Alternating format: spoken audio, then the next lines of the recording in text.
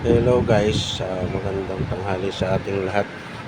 So, meron po tayo ditong Mio M3 na ang problema po ay mababang minor at namamatay-matay at nagda-dragging.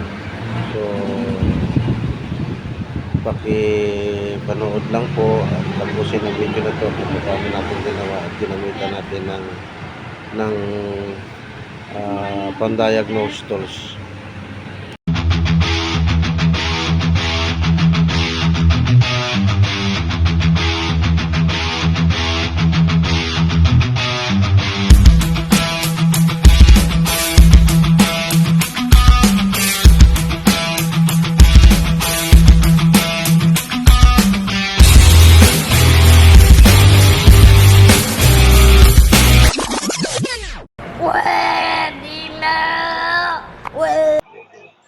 Hello guys, so ito na po yung M3 na ating throttle body.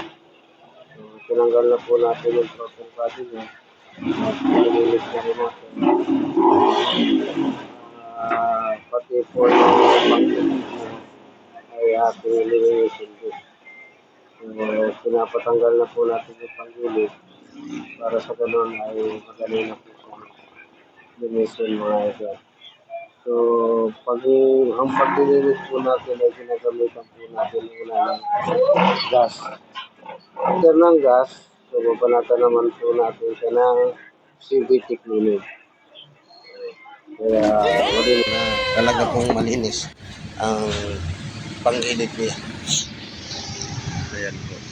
So, ngayon po ay naikabit na natin ang kanyang throttle body at yung panggilid. So, ayan po yung panggilid niya, napakakintab, parang tulad ng bago. So ngayon kakabitan po natin siya ng pan-diagnose natin para maipakita natin sa may-ari na ito yung dapat na idle ng kanyang motor at hindi na siya mamamatay-matay po. Kasi yun po ang pinoproblema niya. 2 years na po sa kanya yung motor. Kaya need talaga ang throttle body at natural po. Pag naglinis po tayo, kailangan nating i-diagnose para maitama ang kanyang idle speed o throttle position.